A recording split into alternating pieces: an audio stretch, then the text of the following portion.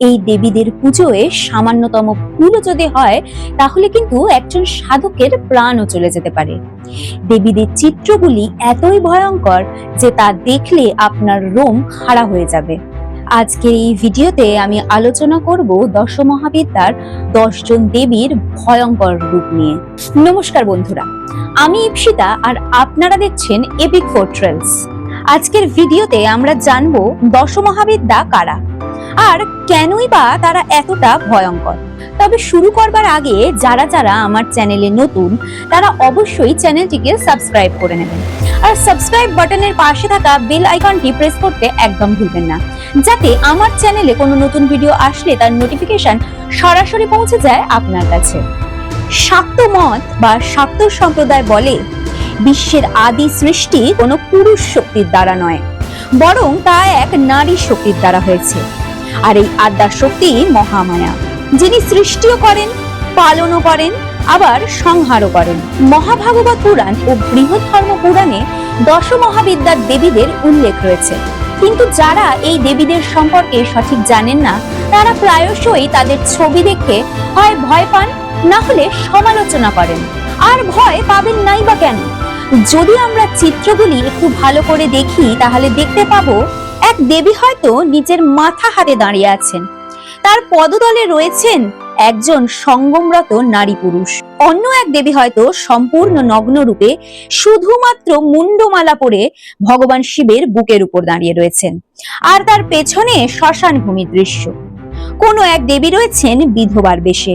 দেবীদের এহেন রূপ দেখে ভয় পাওয়া বা অবাক হওয়া খুবই স্বাভাবিক। স্বভাবতই মনে প্রশ্ন জাগে, এই দেবীরা কি তাহলে সনাতন ধর্ম থেকে আলাদা অন্য কোনো পন্থার অংশ, নাকি এ এক রহস্যময় সাধনার পথ?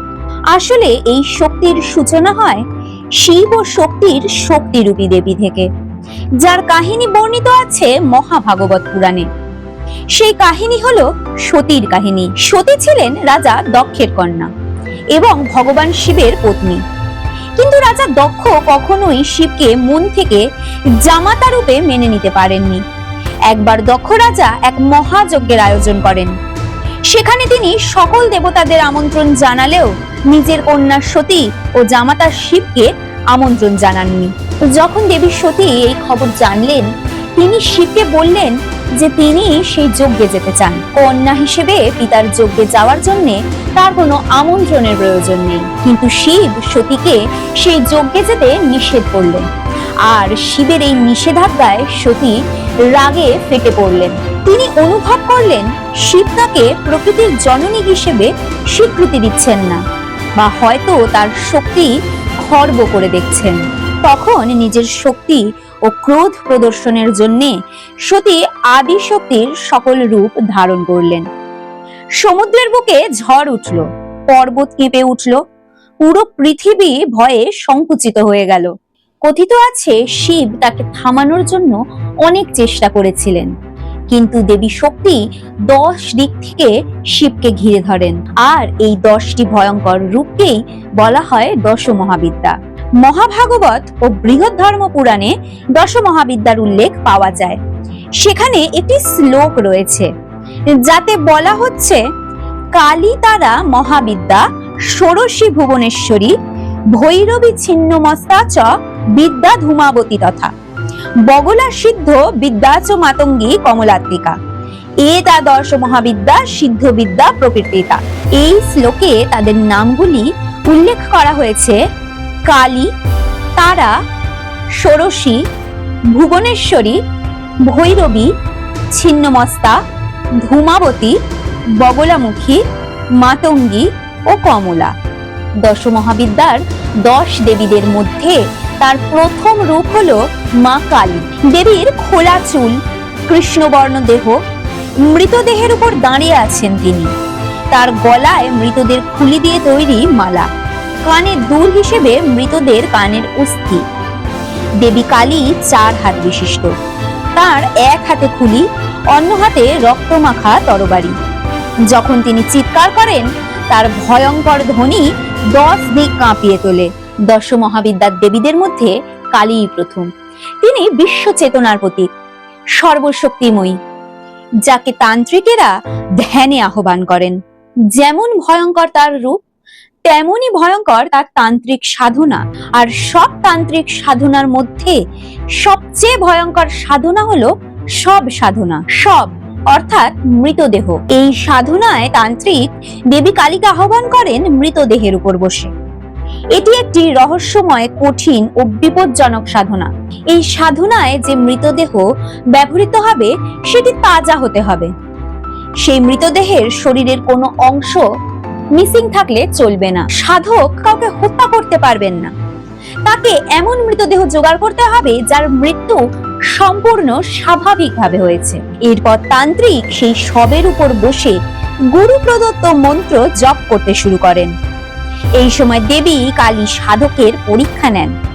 আকাশ থেকে নানা শব্দ শোনা যায়, যা সাধককে প্রলোভন দেয়, সাধনা বন্ধ করতে উদ্যত করে। কিন্তু তাকে নির্বিকারভাবে জপ চালিয়ে যেতে হয়। হঠাৎ হঠাৎ মৃতদেহ নড়তে শুরু করে, যেন সে জীবিত হয়ে উঠছে। কিন্তু তবুও সাধকের থামা চলবে না। যদি সাধক ভয় পেয়ে যায় বা মাঝপথে সাধনা থামিয়ে দেয়, তাহলে তার মৃত্যু পর্যন্ত হতে পারে, না হলে সে পাগল হয়ে যায়। কিন্তু যে এই পরীক্ষায় উত্তীর্ণ হয়, তার সামনে দেবী কালী স্বয়ং আবির্ভূত হন এবং তাকে মুক্তি ও বর দান করেন। এবার বলবো দশ মহাবিদ্যার ষষ্ঠ রূপ মা ছিন্নমস্তার কথা। এই রূপে মা সবচেয়ে বেশি ভয়ঙ্কর। দেবীর বাম হাতে নিজের ছিন্ন মাথা এবং ডান হাতে একটি তরবারি। তার গলায় খুলির মালা। গলা থেকে বেরিয়ে আসছে 3টি রক্তধারা। একটি যাচ্ছে তার নিজের মুখে, আর বাকি দুটি তার 2 সঙ্গিনী ডাকিনী ও বর্ণিনীর মুখে। দেবী ছিন্নমস্তা এক যুগল নারী পুরুষের উপর দাঁড়িয়ে রয়েছেন, যারা সহবাসে লিপ্ত। তারা আর কেউ না, তারা হলো কামদেব এবং রতি। প্রাণতোষিনী তন্ত্র গ্রন্থে এই কাহিনীর উল্লেখ রয়েছে। একদিন দেবী পার্বতী 2 সখীকে নিয়ে মন্দাকিনী নদীতে স্নান করতে যান। স্নানের সময় হঠাৎ করে দেবী কামোত্তেজিত হন এবং তার দেহ কৃষ্ণ বর্ণ ধারণ করে। তখন তার 2 সখী ক্ষুধার্ত হয়ে খাবার চান। দেবী, যিনি সৃষ্টির জননী, তাদের অনুরোধ অগ্রাহ্য করতে পারেননি। তখন তিনি নিজের তরবারি দিয়ে নিজের মাথা ছিন্ন করেন। 3টি রক্তধারা বের হয়ে আসে। একটি রক্তধারা যায় দেবীর নিজের মুখে, আর বাকি 2টি রক্তধারা তার 2 সখীর মুখে। এরপর মাথাটি শরীরের সাথে পুনরায় তিনি যুক্ত করে ফিরে আসেন। এই গল্প শুনে স্বভাবতই মনে প্রশ্ন আসে, দেবী হঠাৎ উত্তেজিত হলেন কেন? আর সেই সময় একই সাথে তার 2 সখীর খিদেই বা পেল কেন? এর উত্তর রয়েছে প্রতীক শাস্ত্রে। এই কাহিনী আসলে কুণ্ডলিনী শক্তির জাগরণের প্রতীক। কুণ্ডলিনী হলো সাপের মতো এক শক্তি, যা মূলাধার চক্রে নিদ্রিত থাকে এবং যৌন শক্তির নিয়ন্ত্রণের মাধ্যমেই তাকে জাগ্রত করা যায়। দেবীর গলায় যে সাপ, তা কুণ্ডলিনীর প্রতীক। কামদেব ও রতি হলেন আমাদের ইন্দ্রিয় ও কামনার প্রতীক। নগ্ন দেহ জাগতিক আসক্তি ত্যাগের প্রতীক, আর মাথা ছিন্ন করা অহংকার বিনাশের প্রতীক। যে সাধক কামনা ও অহংবোধকে জয় করতে পারেন, তিনিই নিজের মধ্যে কুণ্ডলিনী শক্তি জাগ্রত করতে পারেন এবং তার দ্বারাই সকল সিদ্ধি, মনের সকল ইচ্ছে পূরণ করা সম্ভব হয়। বন্ধুরা, দেবীর প্রতিটি রূপের বর্ণনা এই একটি মাত্র ছোট ভিডিওতে দেওয়া কখনোই সম্ভব নয়। তাই দেবীর বাকি 8টি রূপের বিস্তারিত বর্ণনা নিয়ে এক একটি শর্টস আসবে আমার এই চ্যানেলে। প্রতিটি গল্প বিশদে জেনে নিতে চ্যানেলটিকে আজই সাবস্ক্রাইব করে রাখুন, আর সাবস্ক্রাইব বাটনের পাশে থাকা বেল আইকনটি প্রেস করতে একদম ভুলবেন না, যাতে আমার চ্যানেলে কোনো নতুন ভিডিও আসলে তার নোটিফিকেশন সরাসরি পৌঁছে যায় আপনার কাছে।